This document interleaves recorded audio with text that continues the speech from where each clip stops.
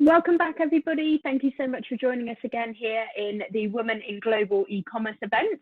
We're now on to our second speaker of the day. So it's my pleasure to welcome Chloë Thomas to the stage, as it were.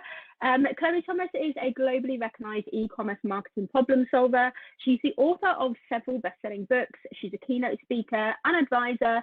And she's also the host of both the award-winning eCommerce MasterPlan podcast and the brand new Keep Optimizing Marketing podcast as well.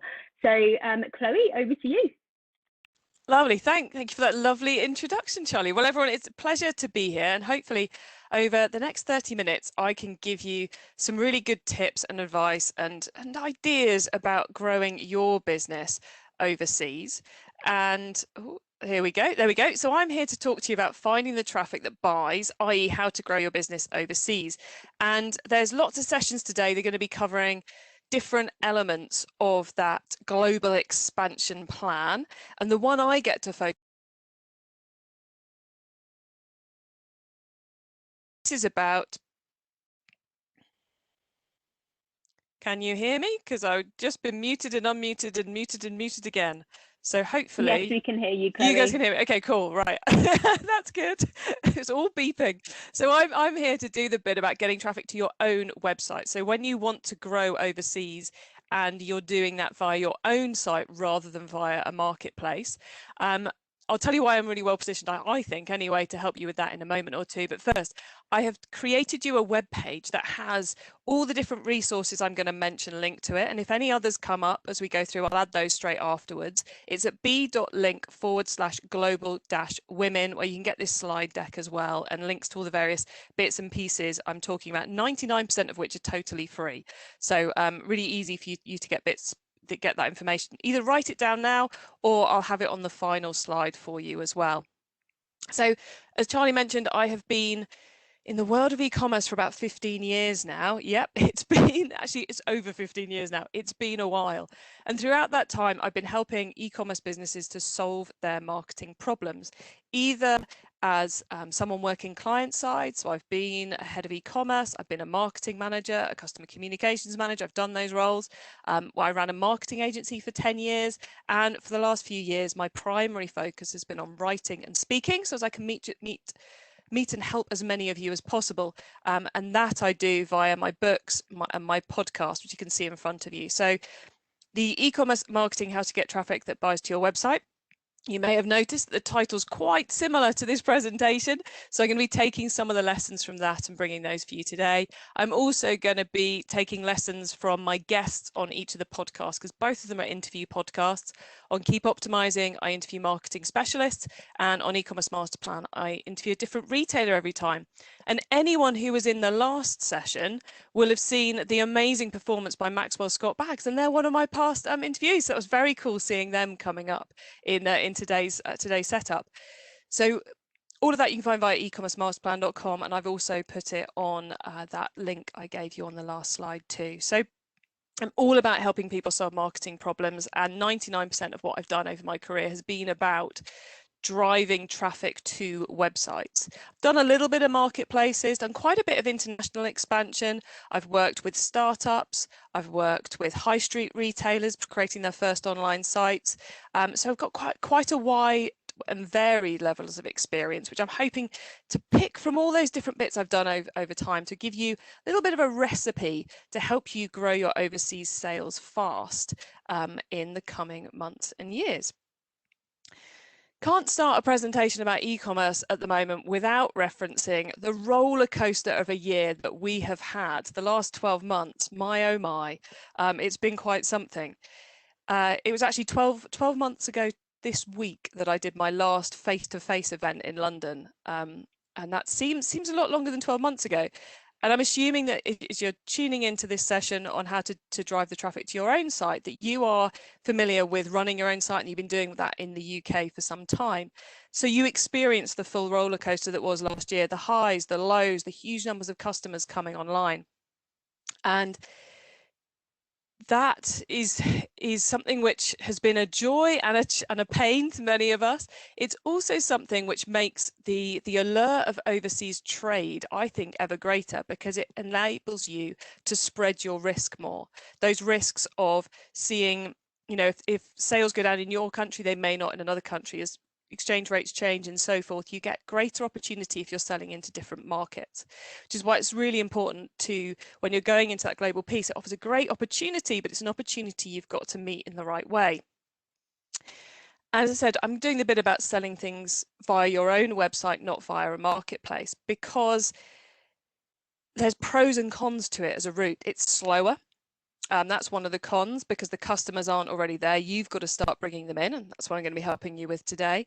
But it also has a lot of good sides to it, because it means you're in complete control. And one of the big trends we saw in the last 12 months was consumers getting more connected and wanting more connection, more emotional connection.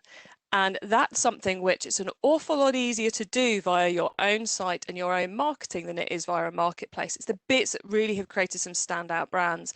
And because we're also separated from people at the moment, that need for connection seems to have become ever more. It was a trend that's been happening for the last couple of years, but it's one that really has accelerated. So throughout this, I'm going to be making the point of your opportunity and how to capitalize on your opportunity to build trust in order to grow your sales.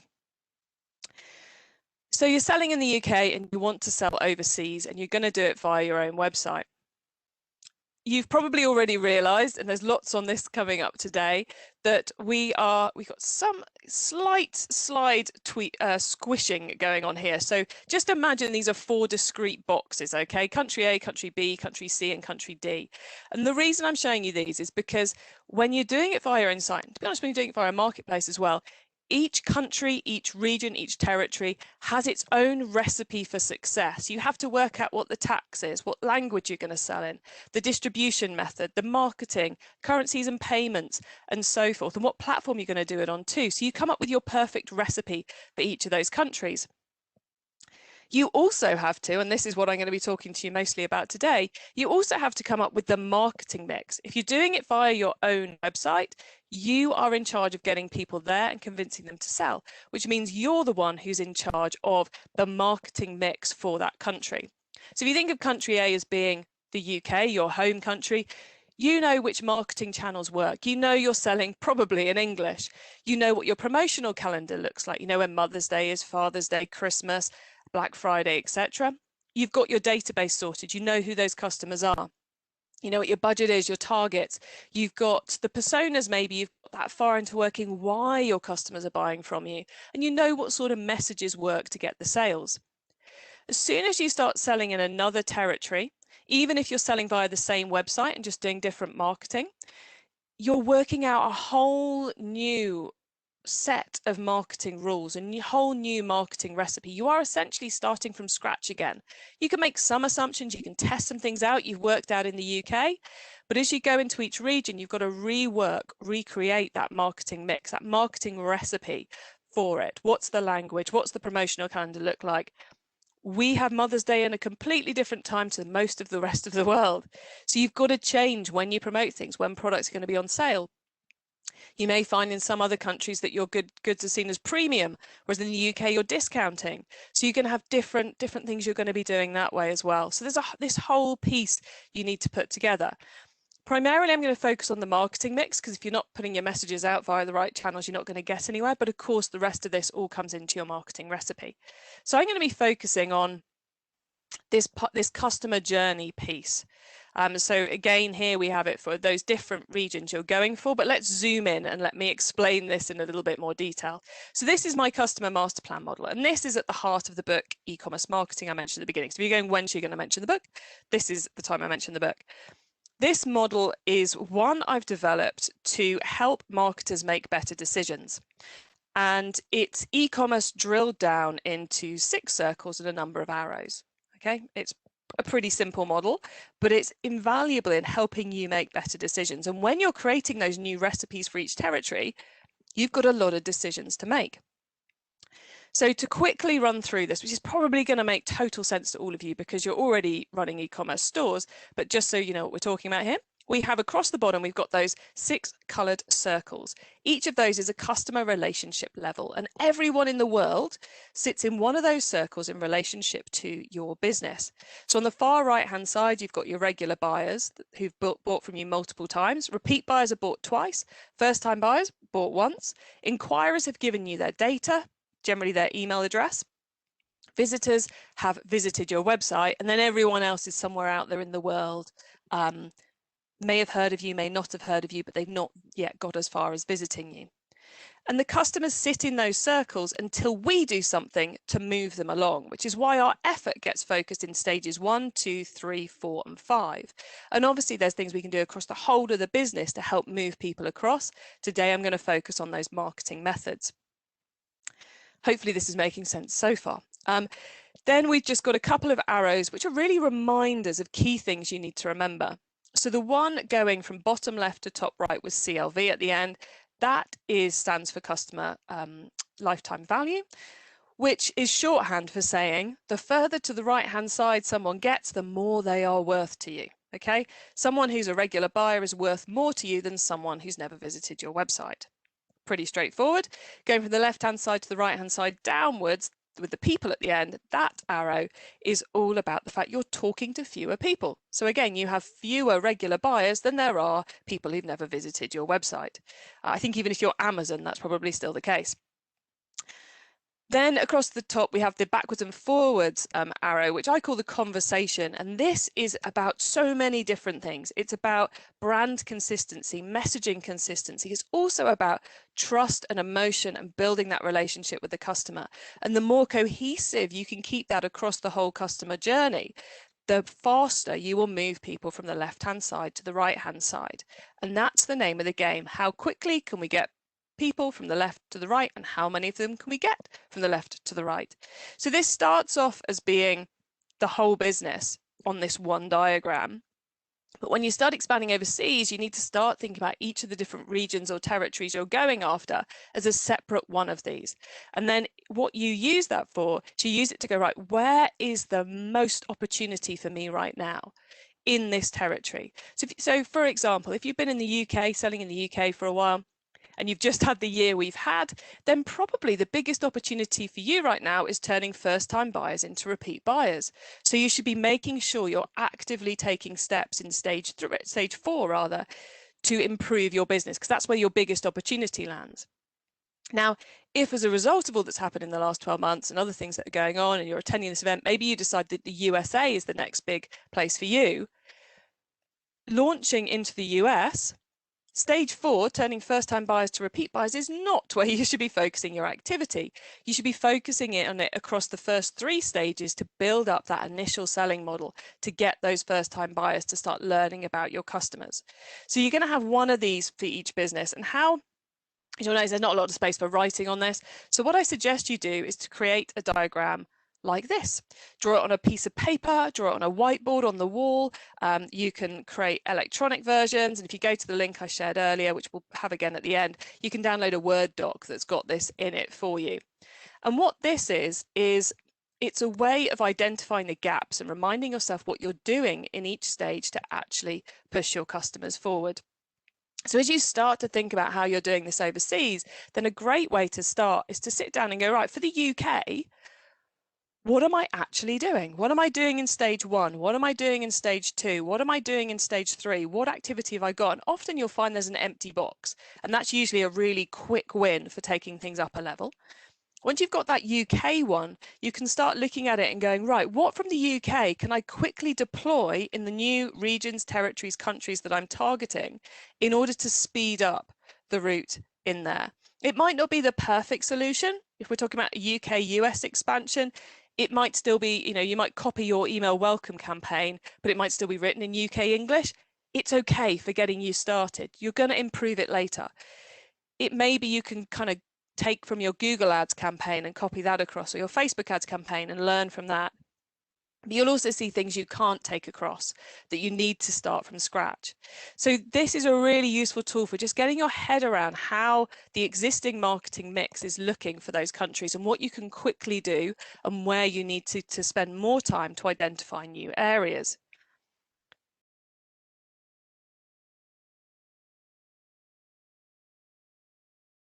Sorry, just needing a quick refresh on the T there whilst you all have a think about that. Now, the eagle-eyed of you will have noticed that there's 3 things on there I haven't yet talked about, which is shine a light, target customers, and get found. Don't worry, I'm going to explain those in a couple of slides time. Don't worry, I won't leave you hanging for too long on those.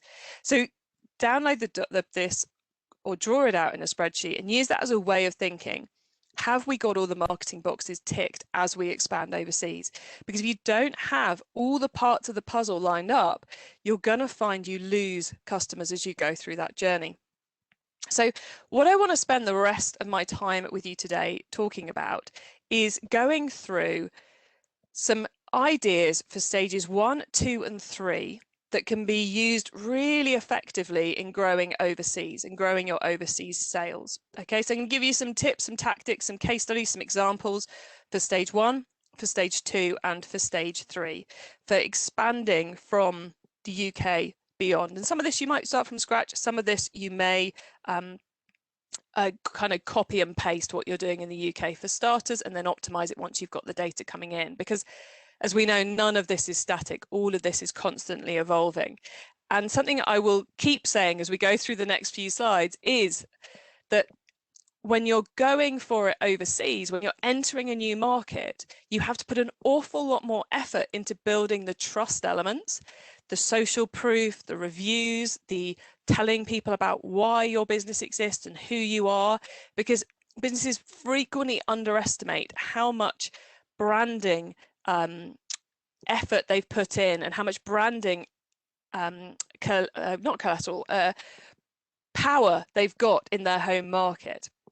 So you think, oh yeah, we don't do anything on trust or brand in the UK, so we won't need to do it overseas. You've done so much on trust and brand, you just don't realize it in the UK. So we have to work extra hard at making sure we've got those customer reviews, testimonials, press, social proof, all those good emotional connection and trust building items in our activity as we go overseas. But I'm going to give you examples of that as we work our way through these ideas I've got for you for building stage 1, stage 2, stage 3 in other countries. Okay, we're going to start off with stage 1, which means I have to explain those 3 things I told you were coming up very soon. So in terms of getting people from the world to your website, there's an awful lot you can do. So I break it down into 3 types of marketing. And if you do all 3, they have a lot more power than if you only do 1. So shine a light is all about letting the world know that you exist. Okay, it's that big, it's like articles in national press, adverts on the telly, it's the big stuff. Then we have target customer, which is often the same type of marketing but put in front of a much smaller group of people. And then we have get found, which is things like Google shopping campaigns and really targeted search term advertising and SEO, so as people definitely find you. So they slowly bring people into your website, and the more times someone experiences those, the more likely they are to go on and buy. So I want to show you a few examples. So one, I think, of the really powerful ones for launching overseas is getting involved with, call it influencers, call it reviewers, call it blogging, getting people who are known in that country as experts in your field to talk about your product. It's such a powerful way to fast track that trust and make your target audience aware of you. So these are just some very simple examples. And it's quite cheap and it can have a big impact quite quickly. So that's a really, really powerful way to very quickly build up a lot of awareness, a lot of power in that country for your brand. Some more practical examples now, some more actually driving the sales examples. This is Taylor and Hart. Nikolai came on the podcast to talk about how they expanded into multiple countries, and they used one really clever method using Facebook ads. So they sell engagement rings. It's pretty hard to find a list of people who are about to get engaged. Even Facebook does not have that list that they can sell you. So they had to create their target customer group themselves because there was nothing out there. So they created a video that told the story of their business and how they create these amazing rings for people. And then they put that in front of, initially they did it for the UK. So they put it in front of the whole of the UK, literally the whole of the UK on Facebook. They looked at took the people who watched that video, and then they put ads in front of them to get them to come and buy. So they created their own target customer by shining a light on the business. Really clever method that they then used to expand the business into multiple countries around the world. So there you go. One tactic that ticks off shine a light and target customer, and that's been proven to grow businesses overseas. Then Purely are a German jewelry company. I seem to be on a jewelry footing today. And Purely have a goal of doubling the size of their business every year. They aggressively have been growing their business throughout Europe. And I did an interview, went live this January with their head of growth about how they've gone about doing that. That's well worth a listen if Europe is where you're trying to expand. But one of the key tactics they use is mixing up influencers. So that kind of first example I showed you with the coffee blogger and the Instagrammer, they take their Instagram influencers and they do a deal with them where they put ad spend behind those influencer posts on Facebook and on Instagram to turn kind of like a one-hit influencer relationship into something that might last for 12 months or more. It's a really clever strategy on Facebook called dark posting. You marry that up with some kind of micro or nano influencer activity in your target country of choice. It's going to be a great way to kind of put some rocket fuel behind that sales growth in that territory. And again, something because of kind of the omnipresence of Facebook that you can do from country to country to country, just tweaking the messages and basically finding the right influencer. You don't even have to tweak the message. Find the right influencer and it will work for you. Plus, they're going to write it in the right language, which is always a help when you're going overseas. So there's a couple of examples on the shine a light and the target customer element.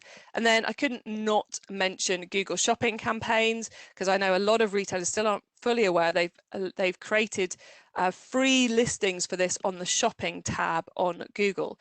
So if you do not have your feed going through to Google of your products, please do it, even if you're not planning on spending on ads, although you really should be testing spending on ads, because they've now opened that up to be free in many countries. Not all countries enable this, but if country you're targeting allows Google shopping campaigns, great to get that free listing up there and to put some money behind the ads so you can make sure customers who hear about you can find your product and buy it. So that's your get found bit. So you go, a couple of ideas on stage one of how you can go about letting people in your new territory, that new country you want to target, get to your website.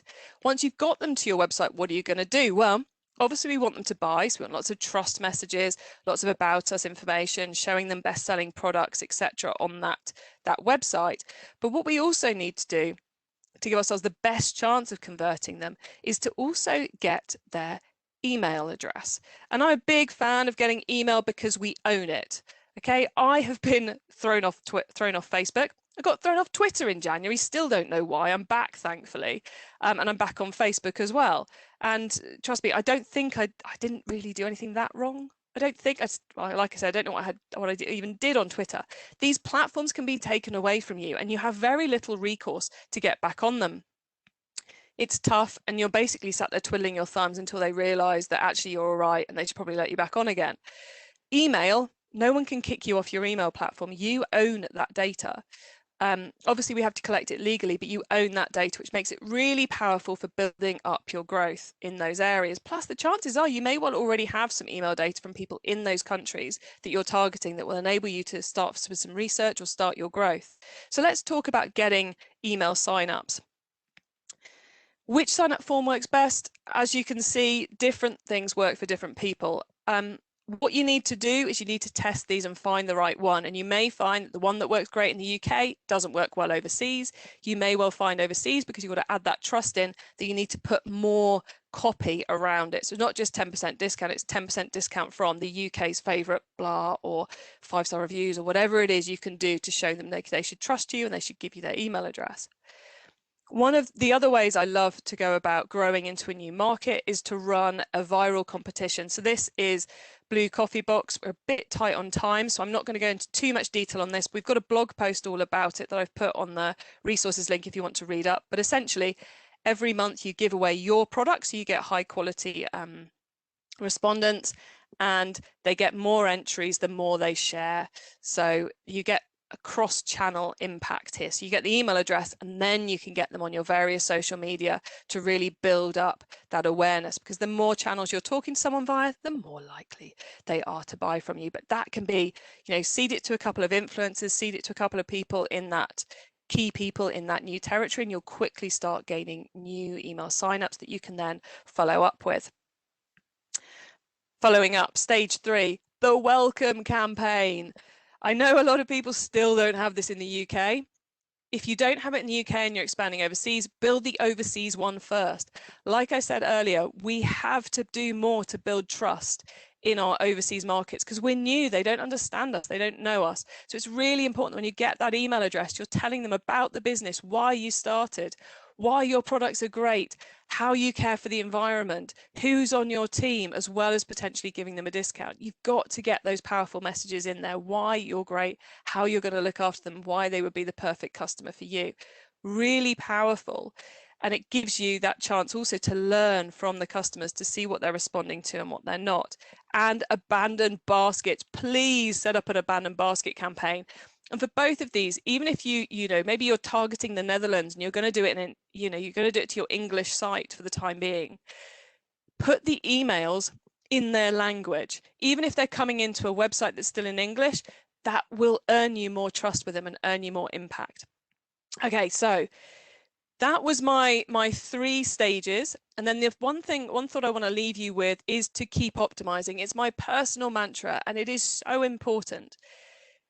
Nothing is ever finished. So you have to go back and go, was this good? Yes. How can we do more? And now that you're doing different territories, how can we do more and send it around these different areas? What can we take from territory A to learn to use and test in territory B? And if it's bad, should we stop it and fix it? Because you're building that separate recipe for each region. So treat each country as unique, find the right marketing messages and the right channel mix for each of those countries, build that marketing recipe and build the trust that comes into the messaging, and then keep optimizing as well. And as I said, all those extra resources, you can dive into any of those case studies in more detail. You'll find links to all of that for free at b.link/global-women. Thank you very much.